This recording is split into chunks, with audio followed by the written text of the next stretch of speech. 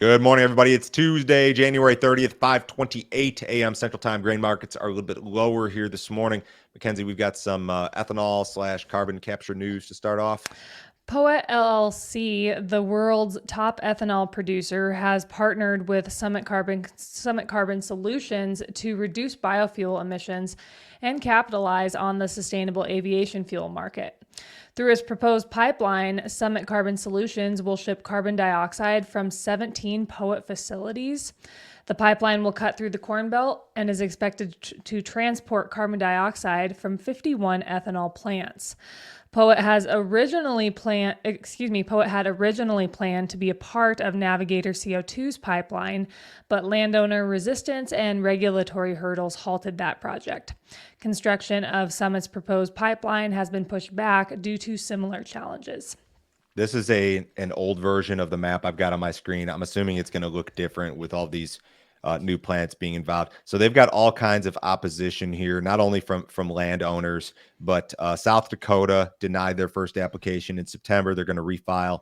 North Dakota, and the carbon capture site is in North Dakota, also denied their initial permit in August. And in Iowa, they're pending or waiting on some sort of decision. There's a couple of things that you guys need to know about this. The first one is the issues with safety, property rights, eminent domain, that kind of stuff. We had a really great premium video out a couple months ago with Steve Hess, who's an Illinois farmer who pushed back against the Navigator pipeline and helped to get that thing stalled, at least for the time being, because this thing was going to run through his backyard.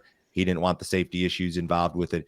The other piece is the more complicated piece, and that's the carbon capture stuff, the carbon intensity scores. So these ethanol plants that are involved in this, they want to qualify for all of the tax credits that they could possibly be privy to. And in order to do that, they need the farmer on board. The corn score, or the score associated with the farmer, the way that that's scored plays a big role in their ultimate score and how they qualify for these credits. Paul Neiffer did a really great premium video for us about what you guys need to do as farmers right now to prepare and benefit from this. Because if you're not taking the steps to kind of get on board with this, you're going to be left behind by those who are taking the steps. If you guys want to see those premium videos, if you're a premium sub, shoot me an email and I will send those over this morning. So, I mean, all in all, we know that sustainable aviation fuel is going to be a good thing for the corn market and for ethanol down the road. There's going to be a lot of road bumps, not only from these state regulators, but also from landowners, that sort of stuff. This is complicated. It's very complicated.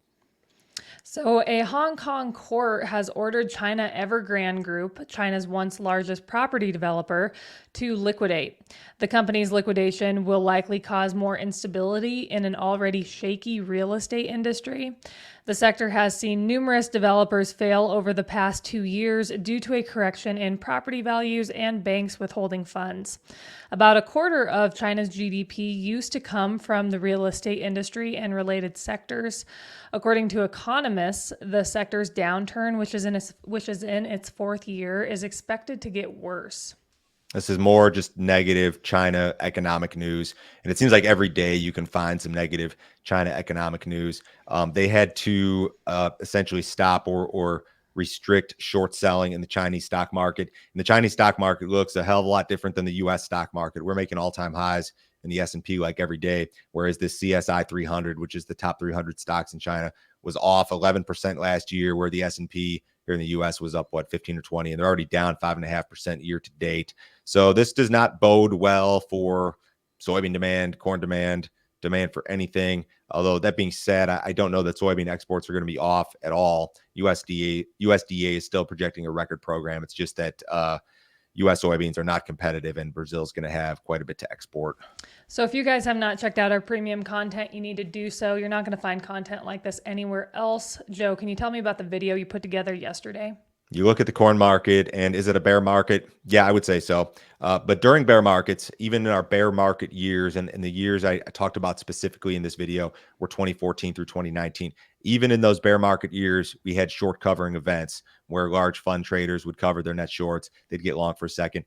How did those events unfold? What did they result in terms of price strength or price changes? What sort of of rallies were associated with those events. When did they occur? That's what I discussed yesterday. If you want to see that video and the rest of the premium stuff, go to standardgrain.com this morning. This is a $50 per month subscription. You can cancel it anytime. It includes our morning email, which goes out at 5 a.m. Central Time every day. Ton of info in there, including our 6 most recent premium videos. $50 a month, cancel it anytime. No other fee, no other obligation. Nobody to try to sell you anything else. This is the best way to support what we're doing here, guys.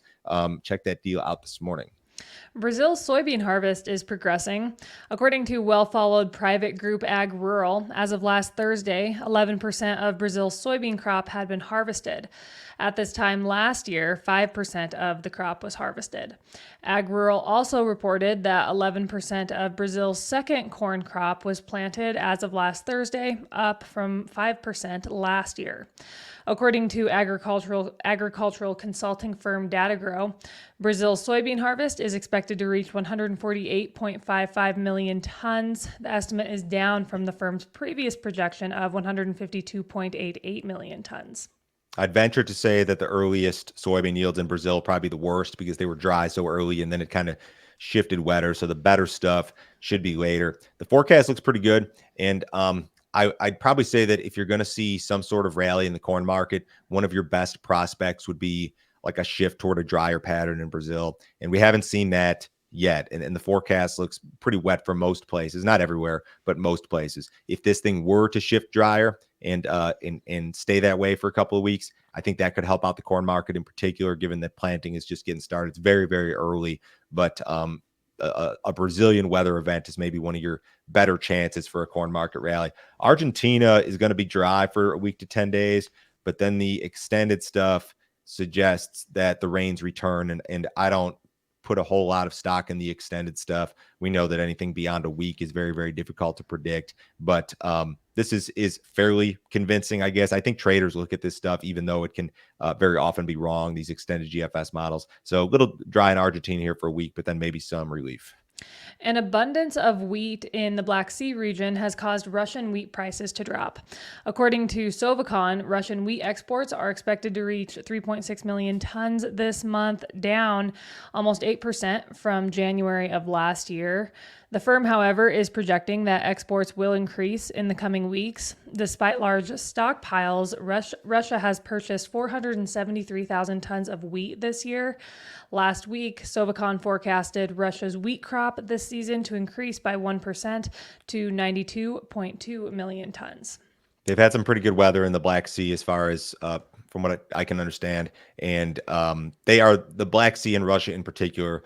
They're the global price setter when it comes to wheat. The United States used to be back in the mid 1970s. The U.S. accounted for half of all global wheat exports. And this year we're going to be less than 10%. So the Black Sea over the course of decades, Black Sea and other places as well, have really kind of like put the U.S. out of business when it comes to wheat exports. We, the United States, are a residual supplier of wheat to the world now. We are not a main supplier like Russia is, which is this is a pretty crazy chart, actually, when you think about it, that we went from being half of all global wheat exports to less than 10% over the course of 40, 50 years. Crazy stuff. U.S. soybean shipments were poor last week. USDA reported that 33 million bushels of soybeans were inspected for export during the week ending January 25th. The print was down 25% compared to the previous week and down 54% versus the same week last year. Corn shipments increased 21% versus the prior week at 36 million bushels. Wheat shipments were soft at 10 million bushels, down 16% compared to the previous week and down 41% versus the same week last year. Marketing year-to-date corn shipments are up 30% versus the same period last year. A lot of that has to do with the United States shipping corn to our neighbors to the north and south, Mexico, Canada. Soybean shipments are off 24% versus the same period last year. That has to do with big crops in Brazil and issues on the river, Panama Canal, that sort of thing. Wheat shipments are off 16% versus the same period last year. USDA may need to come down with its soybean export forecast a little bit based on the pace of sales and shipments. What did cattle do yesterday? Cattle futures started off Monday on a strong note, but as the day wore on, those gains faded. Feeder cattle futures closed an average of 94 cents lower. Live cattle futures closed an average of 56 cents lower. Box beef also lost a little bit of ground yesterday. Choice ended the day at $299.42. That was down $1.11. Select ended the day at $288.82. That was down 31 cents. Outside markets on Tuesday, U.S. dollars off a little bit. Stocks just fractionally lower. I believe the S&P posted another all-time high close yesterday. Bonds up a little bit. Crude oil is up 7 cents in the March WTI at 76.84. Have a great day, guys. We'll talk to you on Wednesday.